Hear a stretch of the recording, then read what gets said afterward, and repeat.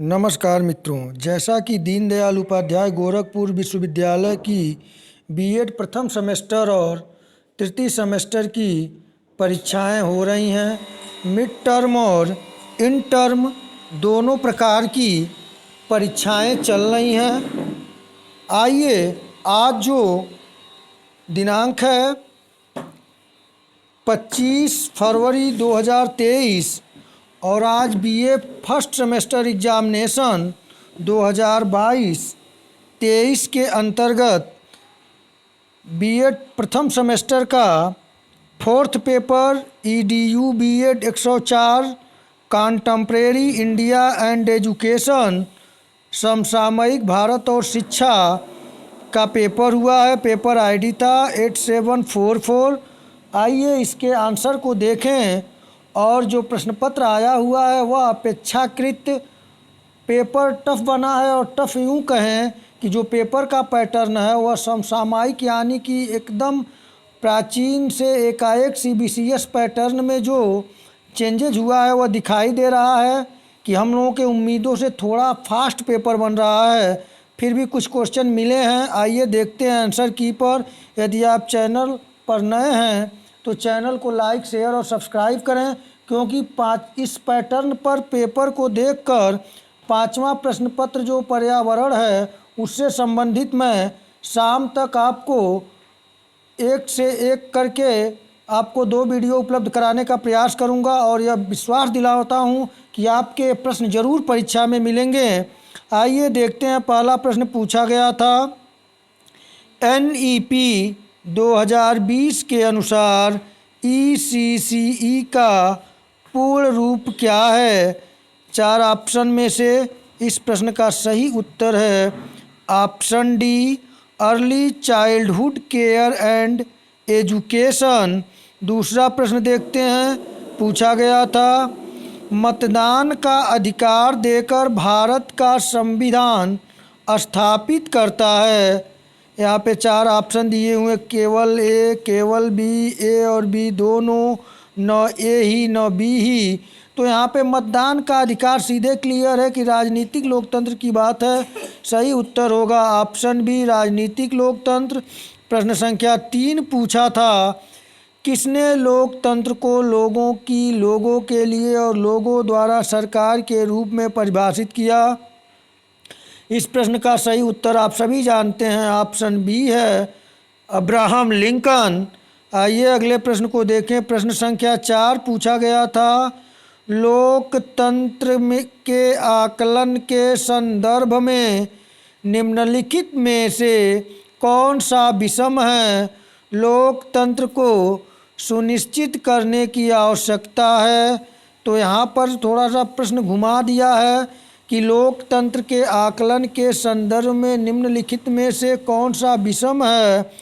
तो स्वतंत्र और निष्पक्ष चुनाव, व्यक्ति की गरिमा, कानून के समक्ष समान व्यवहार, बहुमत नियम। तो यहाँ पे सही उत्तर होगा ऑप्शन सी, बहुमत नियम। प्रश्न संख्या 5 पूछा गया था, एक लोकतंत्रात्मक देश की विशेषता है।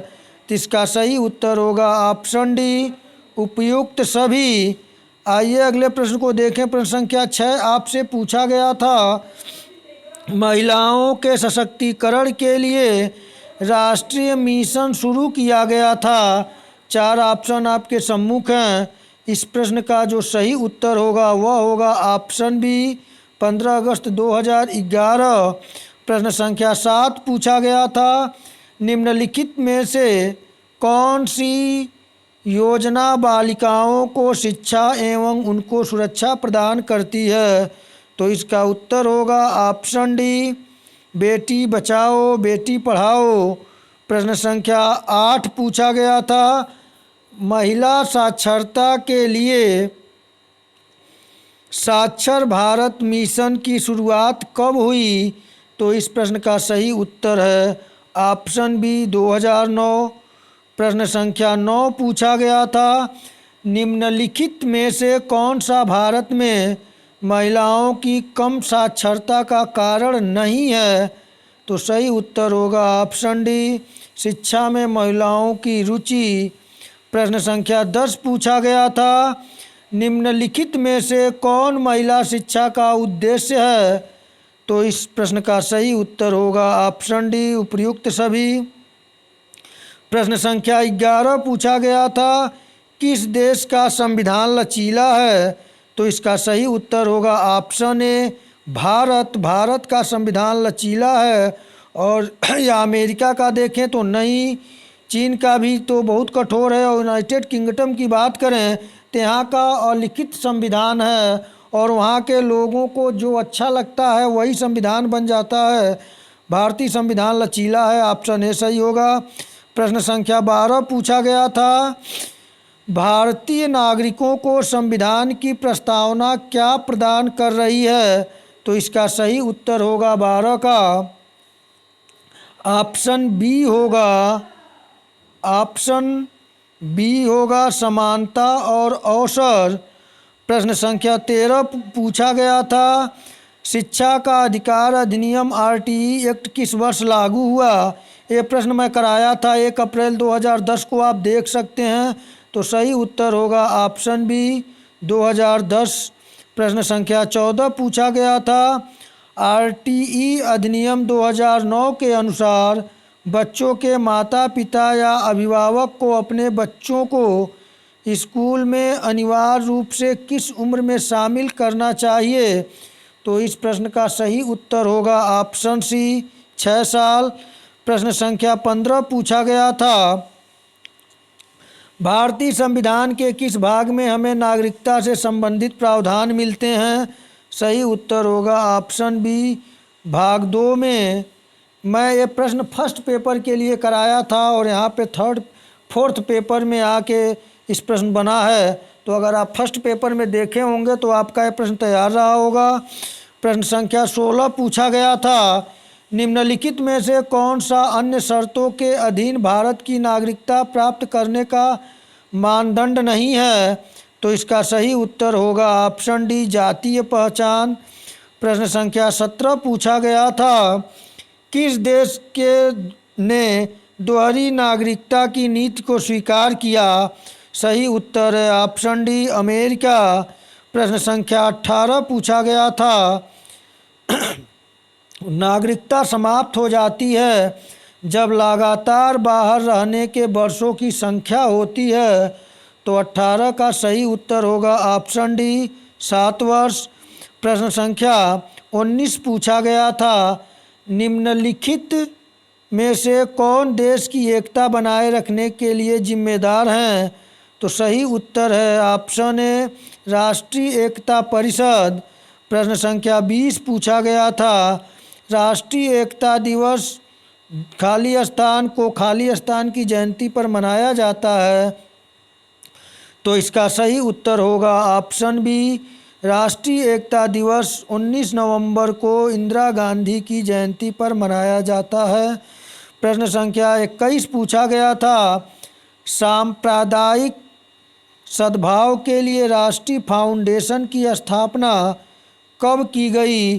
तो इस प्रश्न का जो सही उत्तर होगा वह होगा ऑप्शन सी, 1992।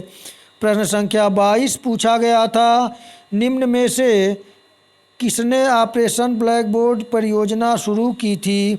सही उत्तर होगा ऑप्शन ए, राष्ट्रीय शिक्षा नीति 1986। ये भी प्रश्न मैं कराया था, आप देख सकते हैं। प्रश्न संख्या 23 पूछा गया था, राष्ट्रीय शिक्षा नीति 2020 के अनुसार अधिगम होना चाहिए।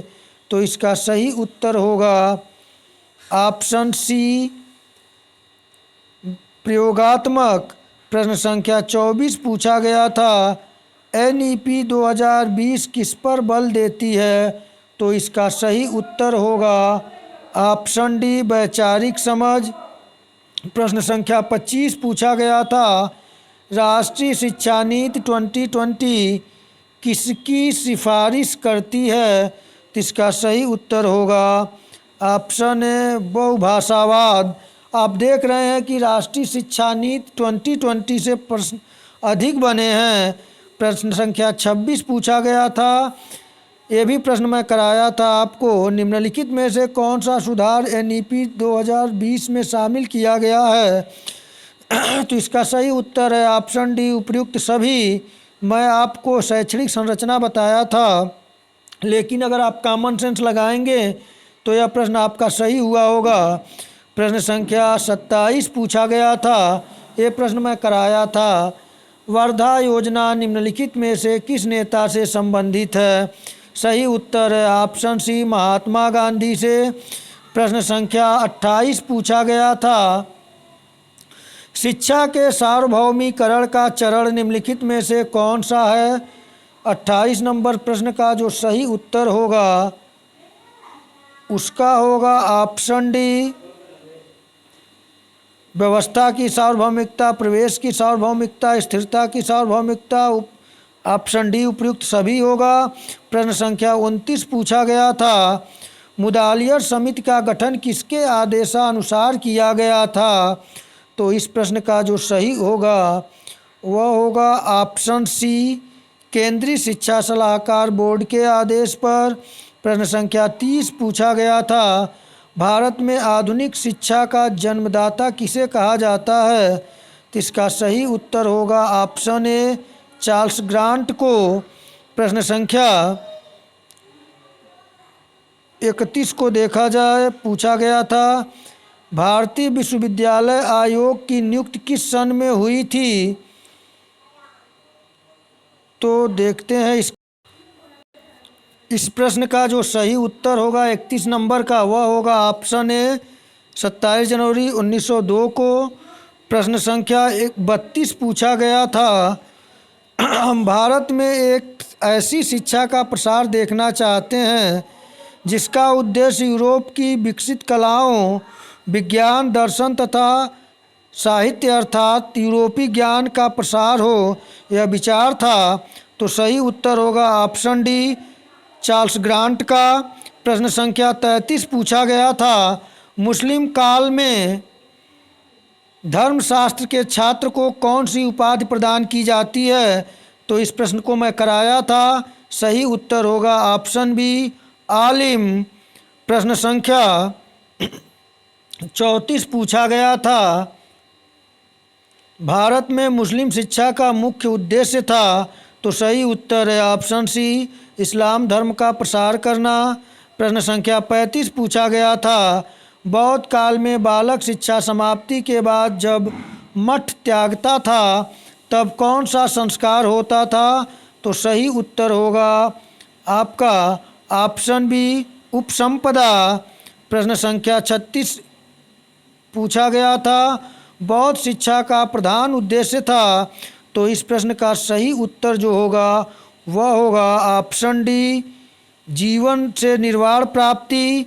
प्रश्न संख्या 37 पूछा गया था, सर विलियम हंटर निम्न में से किस आयोग के अध्यक्ष थे? तो सही उत्तर है ऑप्शन बी, भारतीय शिक्षा आयोग के, जो 1882 ईस्वी में आया था।